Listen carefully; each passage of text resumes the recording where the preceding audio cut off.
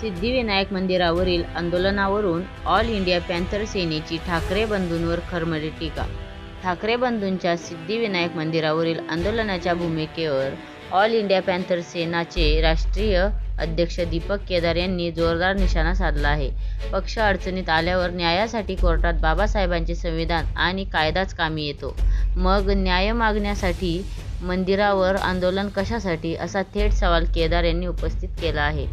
तसेच अभिजित दिपके हे डॉ. बाबासाहेब आंबेडकरांचे पुस्तक, फोटो, संविधान आणि जय भीमचा नारा देत संघर्ष करत आहेत. तीच प्रामाणिक भूमिका घेऊन सर्वांनी रस्त्यावर उतरले पाहिजे, अशी अपेक्षाही दीपक केदार यांनी व्यक्त केली आहे.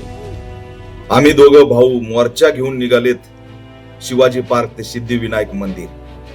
आता दोन भाऊ सिद्धिविनायक मंदिराला न्याय मागणार आहेत लाठीचार्जच्या संदर्भात. किती दुर्दैव आहे. स्वतःचा पक्ष धोक्यात आल्यावर, आमदार पळून गेल्यावर पक्ष वाचवण्यासाठी वकील लावून कोर्टामध्ये न्याय मागता. तो डॉक्टर बाबासाहेब आंबेडकरांच्या संविधानाला त्यावेळी तुम्ही मानता आणि विद्यार्थ्यांना न्याय मागायला मंदिरावर जाता.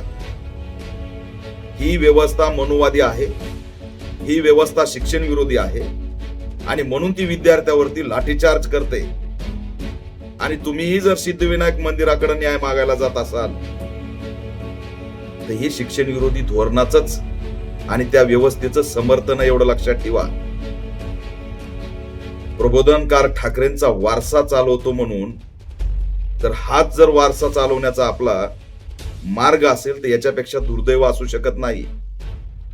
एकीकडे अभिजित दिपके जंतर मंतरला महामानव डॉक्टर बाबासाहेब आंबेडकरांचा फोटो घेऊन, संविधान घेऊन, जय भीमचा नारा देत देशव्यापी आंदोलन करतोय आणि तुम्ही सिद्धिविनायक मंदिरावरती घेऊन जाणार विद्यार्थ्यांना. विद्यार्थी येत नसतात. आपण आंदोलन करताय हे स्वागतार्ह आहे. दोन्ही बंधूंना आमचं आव्हान आहे की सिद्धिविनायक मंदिरापासून 4 पावलावरती चैत्यभूमी आहे. महामानव डॉक्टर बाबासाहेब आंबेडकरांचा पुतळा आहे. देशाला संविधान बाबासाहेबांनी दिलं, संसदीय प्रणाली दिली, आंदोलनाचा अधिकार दिला. सिद्धिविनायक मंदिर शिक्षण वाचवणार आहे. ही बुरसटलेली मानसिकता आणि बौद्धिक दिवाळखोरीचं खरंच दुर्दैव वाटतं की हेच प्रबोधनकार ठाकरेंचे वारसदार. हा प्रश्न निर्माण होतो. आताही वेळ गेलेली नाही. आपलं स्थान बदला. सिद्धिविनायक मंदिर नाही तर डॉक्टर बाबासाहेब आंबेडकरांचा पुतळा हेच असणारं आपल्या आंदोलनाच्या समारोपाचं ठिकाण असलं पाहिजे. सिद्धिविनायक मंदिर विद्यार्थ्यांना न्याय देऊ शकत नाही.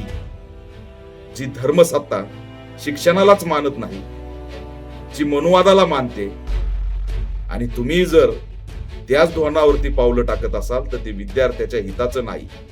आणि हे जर विद्यार्थ्यांच्या लक्षात आलं की आम्ही लाठीचार्जचा न्याय मागायला सिद्धिविनायक मंदिराला चाललोय, तर आपल्या आंदोलनात विद्यार्थी येत नसतो.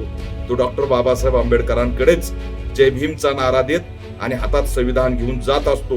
एवढं दोन्ही ठाकरे बंधूंना मी या माध्यमातून आव्हान करतो.